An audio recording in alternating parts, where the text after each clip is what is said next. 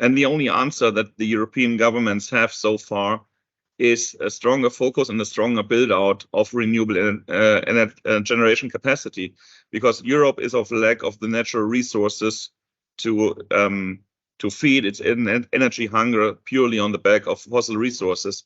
And so renewables are the only way forward. Welcome to the latest FINSIA Podcast. Today, I'm really pleased to have Carsten Haubner of KGEL with me. He's going to give us some insights into the opportunities in European renewables. It's something I'm sure many of our institutional and wholesale investor members are very keen to hear about. Carsten, welcome. Hi, Lewis. Thanks for having me today. Now, I know that you're on a whistle-stop tour of Australia. You've been to Melbourne, Sydney, Adelaide, where you're going to be talking to people. But before we talk about what you're doing here, maybe you could give us a little bit of background about KGEL. Sure, pleasure to do so. KGEL is a Munich-based, so Germany-based asset manager. We are active in this field for the last 55 years, running 3 asset classes, which are real estate, aviation, and sustainable infrastructure, which in our definition is basically renewable energies. So this is all about investing into real assets.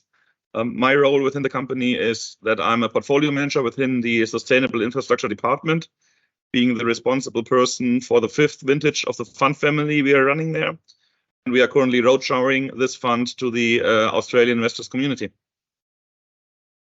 Brilliant, thank you. I guess it's a bit of a tech to work with, but we are hearing so much about the need for renewables. What are the opportunities for European renewables? I mean, I think it's quite obvious that there is a need on a global scale to counteract global warming. The indications of something that is going on in the atmosphere is quite obvious, right? We see increasing extreme weather conditions and climate happenings all around the globe, floodings, fires, all this kind of stuff. And this all comes on the back of if not to the maximum extent, but to a certain extent, of the greenhouse gas emissions that the industrial societies of this world are emitting. And renewables is probably one answer to that, how we can mitigate this impact and hopefully counteract a bit the global warming tendencies. So this is probably something that KGEL picked up years ago already, more or less non-targeted, but randomly by focusing on sustainable infrastructure, where over the years we have brought over 3 billion euros into investments. We are running more than 130 plants out of the investment portfolios we manage. And by so, we are already contributing to this kind of counteracting. And we are putting this a little bit more into the spotlight more recently, with a stronger focus, an even stronger focus on the sustainable aspect of these kind of investment activities. And I know that we've spoken briefly before this, and Ukraine has focused everybody's attention a little bit more. That's the case, isn't it? Sure. I mean, this is probably the second big spotlight between the fighting of the climate, of the global warming, is special for the European community, a topic around energy independency on the back of the conflict with Russia and the dependency of the European markets from gas imports from Russia. And the only answer that the European governments have so far is a stronger focus and a stronger build out of renewable generation capacity, because Europe is of lack of the natural resources to feed its energy hunger purely on the back of fossil resources. And so renewables are the only way forward for the societies. So, I mean, in a nutshell, then it's a very open and welcoming market for inward investment. That's again, is that something you'd say is the case? Absolutely. I mean, investors' interest in that market has clearly evolved over the time. It was a rather niche market, new technology, very, very intransparent in its development back in the 1990s when this all started, and which has by now turned into something which is very very present in everyday's activities. I mean, everybody is speaking about the renewables. I think non-depending which infrastructure investor you speak to or which infrastructure fund manager you speak to, everybody is exposed to a certain extent to renewables as a dedicated investment strategy or as a part within a broader diversified strategy. But nevertheless, the way how you invest the European market has clearly changed compared to the early days, which were more focusing on the operational side of the asset. Maintaining an operational portfolio or fleet of assets. And nowadays, the focus has shifted away a little bit from that.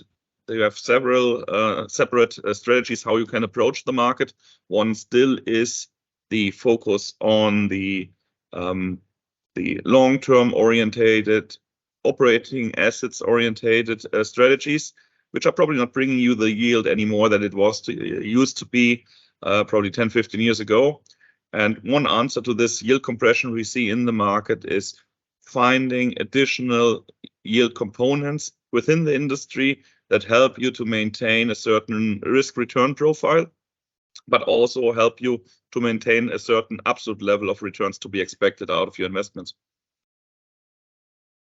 Thank you. That's brilliant. One thing, that's talked about in equal measures. It's mentioned just as much, certainly in Australia, and I know that it's something that's on everybody's radar in Europe, and that's greenwashing, even green hushing. But I mean, I would, I'm interested to hear the way the European market is. I understand a little bit further ahead in its measuring. Can you give us a little bit more about what is happening there?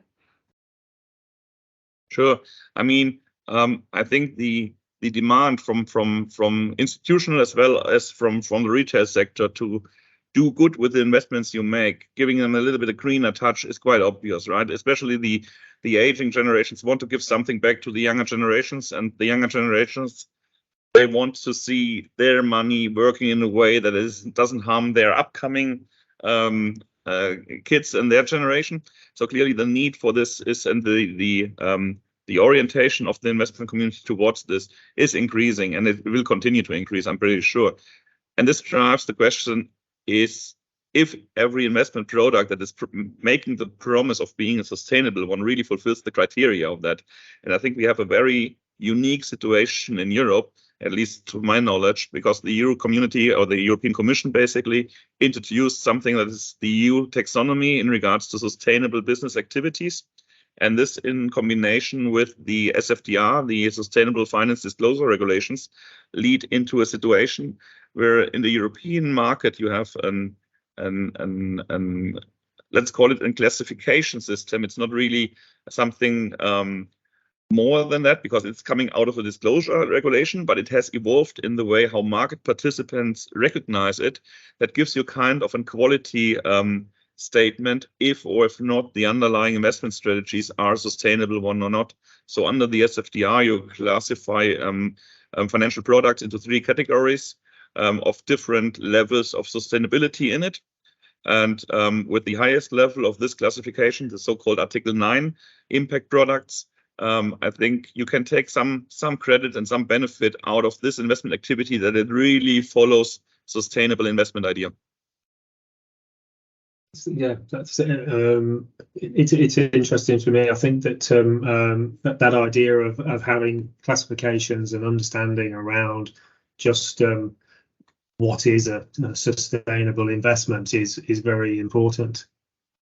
I think the big benefit on that is that it takes away from the investor the risk of judging on an investment as a sustainable one, which later then turns out to be a non-sustainable one, because you always have this independent, externally audited classification on top of the product, which you can use as a key argument why you see your investment activity as a sustainable one. I think this is something quite unique to the European market environment, because I'm not aware of any other classification system around the globe basically providing this benefit.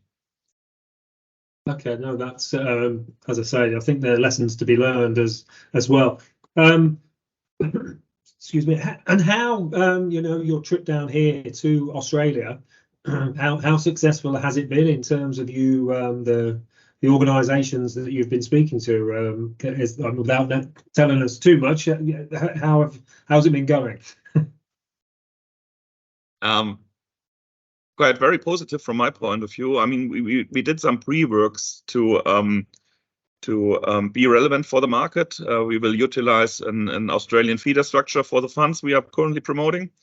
And I was really surprised how deep the Australian community is into this topic of the SFDR.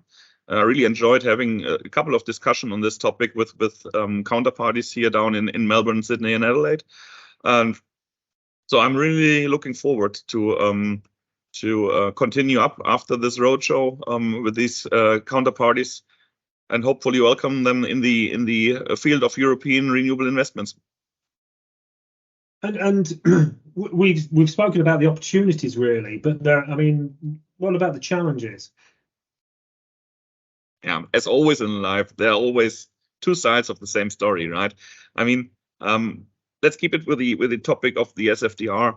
As said, it's a rather new legislation that it was put in place back in 2020. So it is still evolving, and the way how market participants deal with the requirements under it is still evolving. So you need to have the flexibility to react to whatever direction the SFDR is turning to. And this is probably a challenge to make sure that you can maintain the classification, especially in the upper ranking product lines, the Article 8 or Article 9 products, that you can make sure that you are not in a risk of being downgraded, so to say, in the scale towards the lower end of that scale. And I think this is a learning process where everybody who is participating in that scheme is still on a learning curve. The regulator, the investors, the asset managers, as well as the audit firms themselves. But I think this is all heading into the right direction. I think we are shaping the requirements and the benefits of the SFDR in a direction that it really will cause benefits to the ultimate investor under these strategies, because this is what it's aiming for, right? Creating transparency for the investor that each and every amount of money spent into a product really fulfills sustainable goals. If you take the aspect of challenges to the asset side of the business, so talking about challenges in investing into renewables, I think the scarcity factor has been and always will be, for the foreseeable future, availability of projects that help you to successfully execute your investment strategy. I mean, in difference to Australia, we have a very huge amount of land available. The bottleneck in Europe clearly is the availability of land sites and the potential for renewable generation on that specific land sites, backed or basically accompanied by the scarcity of grid capacity, as down here. But the combination of these two factors mean that you need to find suitable and attractive sites early. You need to secure them early. You need to secure grid capacity on site early to make these projects work and basically return the yields you want to see out of the investments made. And this is the big topic around, and you see market participants in Europe answering that question in different ways. One is to securing, as said, these kind of opportunities earlier.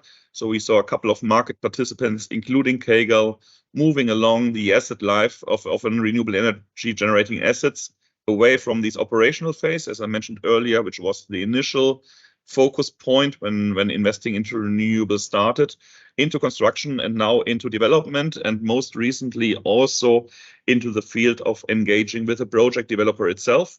So the famous platform investments, which basically help us as a fund manager to secure the access to the development pipeline these platforms are maintaining. Doing so means bringing a certain share of the developer's margin into the fund's total returns profile. And this helps us to stabilize out the return profile of the investment product itself. Nevertheless, you need to follow this route on a very balanced basis between additional returns and additional risks. That's very important. You mentioned platforms, platform investments. Can you explain a little bit more about what you mean by that? Sure. I mean, when we at KGL, and basically this is broadly aligned with the market developments we have monitored in Europe as well. When we started to include development risks into our clients' portfolios, we did this on a single asset basis, well-identified development risks, well-monitored development risks. This is basically the days 2017, 2018, 2020, this time of the year. But this also means this is very resource intensive because you need to run the full due diligence process on the asset itself. You need to understand the regulatory regime, the approval regime under which the asset is going to realize. And over time, you learn that when you talk to the same counterparties acting in the same geographic area, so acting under the same regulatory framework, you get parallels between single asset developments in terms of the risks embedded in it, the quality these risks are managed, maintained, and hopefully mitigated. So we felt comfortable in taking the next step, increasing a little bit the economies of scale by not only talking on a single asset basis with these project developers, but talking about their full development pipeline. And then this comes into play for the platform investments. In the final build out, we start to engage with the project developers on their corporate level, meaning that the funds take an equity stake in the development platform, which is basically the corporate housing the development activity. And by doing that, we get full control and access on the development pipeline these guys are operating. So you have an in-house development department, if you want to put it in these words, for the fund that ensures that the fund has sufficient access to investment opportunities in the specific market. So I suppose that means you're more involved with the whole process. Would that be fair to say? I think it's a win-win for both sides. I mean, we as a fund manager, we are no project developers. It's not about taking on the operational profile of these guys. It's more about giving them the financial backing they need to run their business. I mean, as the market in Europe evolved, more and more regulators asked for financial commitment to projects under development in terms of grid bonds, build bonds, whatever is around, financial commitments. And some of the European developer community is simply not able to provide that due to their size and the structure of their balance sheet. And this is where this win-win situation is created, because when the fund comes in, teams up with such a developer, we can provide the financial backing to allow the project developer to continue to grow his business. And this is in the interest of the developer, and this is in the interest of the fund. As said, the fund gets access to the asset, the developer can grow his business, and in the end, and if you're lucky, and knocking woods, I think we are so, you end up in a very successful cooperation between the guys being closest to the asset, the developer, and us being able to help them to grow their business. Okay, no, that I think that rounds it off nicely. Though one thing you did say, which I wanted to mention to our listeners, is that you are looking at a feeder fund here in Australia for KGL. That's correct, isn't it? Absolutely. I mean, we have a strong focus on the Australian market on the investor side, and we are currently in process of ramping up a feeder vehicle for the current renewable strategy as well as the upcoming green hydrogen strategy. And I think this structure will be available for the upcoming closing of the renewable fund in October, and we hope to welcome the one or the other Australian investor then. I'm sure you will. Carsten, I think we'll leave it there, but what I will say is thank you so much. It's fascinating to hear the opportunities there are, and I'm sure that our members will relish listening to it and finding out more. So thank you. Thank you, Louis, for your time and the chance to speak here. Yeah, and thank you to you, all our listeners. Look out for the next FINSIA podcast coming soon.